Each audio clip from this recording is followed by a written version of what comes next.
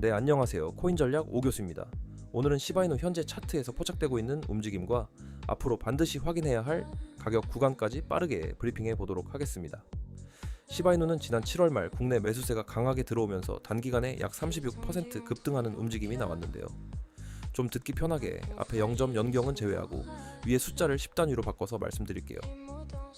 네, 지금 시바이누는 70원 위쪽에서 매도 물량이 쏟아지면서 상승분을 다시 일부 반납했고 현재는 업비트 기준 65원 부근에서 방향을 결정하고 있습니다. 지금 차트만 보면 저점에서 상승을 시도할 수 있는 신호는 분명히 나타나고 있습니다. 다만 아직 완전한 상승 전환이 확인된 건 아니고요. 아래쪽 유동성을 한 번 더 확인한 다음 올라갈 가능성도 남아있기 때문에 무작정 추격 매수하기보다는 오늘 말씀드리는 구간을 기준으로 대응하셔야겠습니다. 먼저 큰 흐름부터 살펴보겠습니다. 시바이누는 장기간 하락하면서 고점과 저점이 계속 낮아지는 흐름을 보여줬는데요. 최근에는 가격이 다시 한번 역사적인 저가권으로 내려오면서 매도 압력이 조금씩 줄어드는 모습이 관측되고 있습니다. 특히 주봉 RSI에서는 지난 2024년부터 이어졌던 하락 추세선을 돌파하는 움직임이 나왔고 저점 역시 이전보다 높아지는 모습이 확인됐습니다. 가격은 여전히 낮은 위치에 머물러 있지만 모멘텀은 먼저 회복을 시도하고 있다는 겁니다. 지난 7월 말에는 주봉 거래량도 크게 증가하면서 단기간에 강한 반등이 나왔죠. 다만 여기서 중요하게 봐야 하는 건 거래량이 한번 들어왔다고 해서 바로 장기 상승 추세가 시작되는 건 아니라는 겁니다. 시바이누가 본격적으로 방향을 바꾸려면 최소한 78원에서 83원 구간을 회복하고 이 가격 위에서 주봉 마감을 만들어야 합니다. 그 전까지는 장기 하락 이후 만들어지는 기술적인 반등일 가능성도 함께 열어둬야겠습니다. 일봉을 살펴보면 지난 7월 말 시바이누는 약 36% 급등하면서 80원 부근까지 올라갔지만 해당 구간을 돌파하지 못하고 다시 밀렸습니다. 즉 강한 매수세가 들어오기는 했지만 위쪽에 남아있던 매도 물량까지 완전히 소화하지는 못했다는 겁니다. 현재 가장 중요한 1차 지지 구간은 64원에서 65원 부근입니다. 이 구간은 최근 단기 매수세가 들어왔던 자리이면서 현재 가격이 버텨야 하는 첫 번째 방어선인데요. 여기를 지켜준다면 다시 69원과 72원 구간까지 반등을 시도할 가능성이 있습니다. 이후 72원을 거래량과 함께 돌파한다면 78원에서 80원 구간까지 상승 범위를 열어볼 수 있고요. 반대로 64원 아래에서 일봉기 마감된다면 61원에서 62원 부근까지 한 번 더 밀릴 가능성이 높아집니다. 특히 시장이 크게 흔들릴 경우에는 이전 저점이 위치한 58원에서 60원 구간까지도 하방을 열어둬야겠습니다. 따라서 현재 가격은 저점에 가까운 건 맞지만 상승이 확정된 자리는 아닙니다.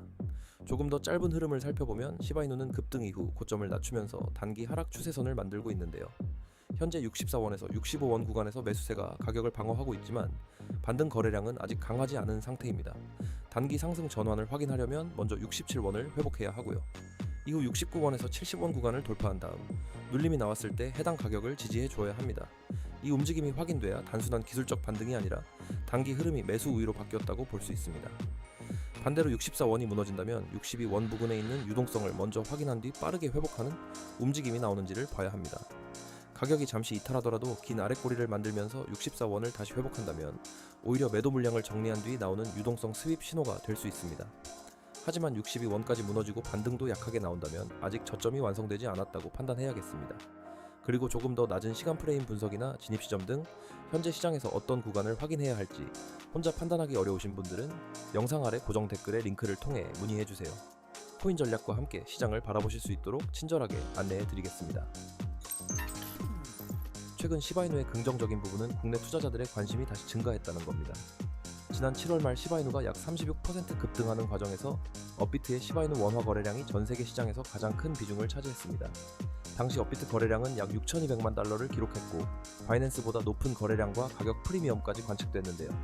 국내 매수세가 다시 붙는다면 시바이누 특유의 강한 변동성이 한 번 더 나타날 가능성이 있습니다. 시바리움 생태계가 계속 확장되고 있다는 점도 긍정적입니다. 시바리움의 누적 처리량은 10억 건을 넘어섰고 지난 4월 한 주 동안 신규 지갑이 약 2만 4천 개 증가하면서 전체 보유자 수도 158만 명을 넘어선 것으로 집계됐습니다.